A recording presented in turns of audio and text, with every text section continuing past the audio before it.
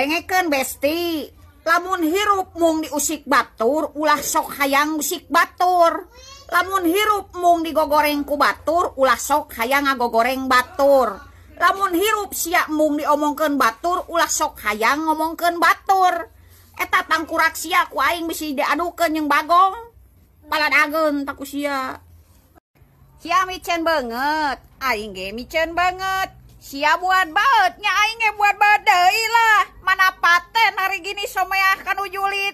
Paladageun taku sia. Anak ucing anak berit, para rusing tegableg duit. Burung camar, burung entok, beak duit dipake mayar Bang Emok. Duit beak dipake bayar Bang Emok. Tabok, baladageun. Pasti ari sia jadi jelema montong ribet. Ari ngadoa sia mah hayang beunghar, ai tempo dibagi bansos sia mah hayang dimiskinkeun. Bagong sugan mah yeuh baladageun taku sia. Saeutik-saeutik kasinggung, saeutik-saeutik baper. Dengekeun ari sia, teu sakabeh status aing eukeur sia ieu. Ulah GR, ulah pede, ieu bari nage saha sia teu penting dina hirup aing mah. Paladageun taku sia.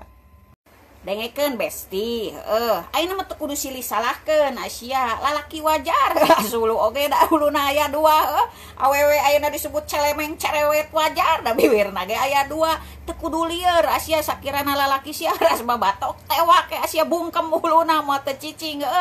Naon sia diprotes, paladageun teu ku aing. Nuju musim naon dulur di lembur baraya di kota. Di dieu mah nuju musim dulur jadi batur, batur jadi dulur. Samih telur.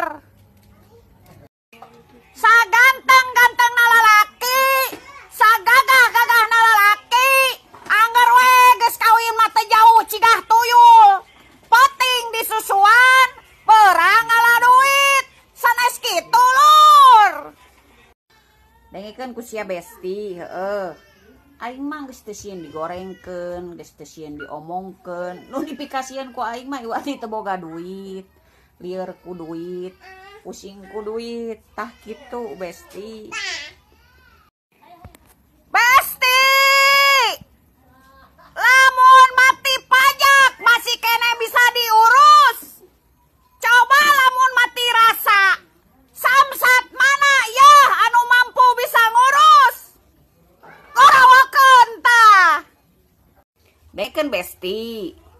Hirup mah ulah dibawa rudet, ulah dibawa ribet, komo nepikeun kariet. Yeuh, sakirana salaki teu bisa ngarobah adatna, resep ka awewe, beuki ka awewe. Ganti deui salakina sia teh lain kalah dicengcerikan. Piraku sia teh kitu wae ge teu bisa. Sok paribasa, piraku teu boga duit, cenapan salaki usaha, yeuh beurang peuting bebengok sia hurungnya. Emang aing teh yeuh ngapoe teh ngalabokan angin, puguh we aing teh tong ngeret. Garawokeun sia ku aing.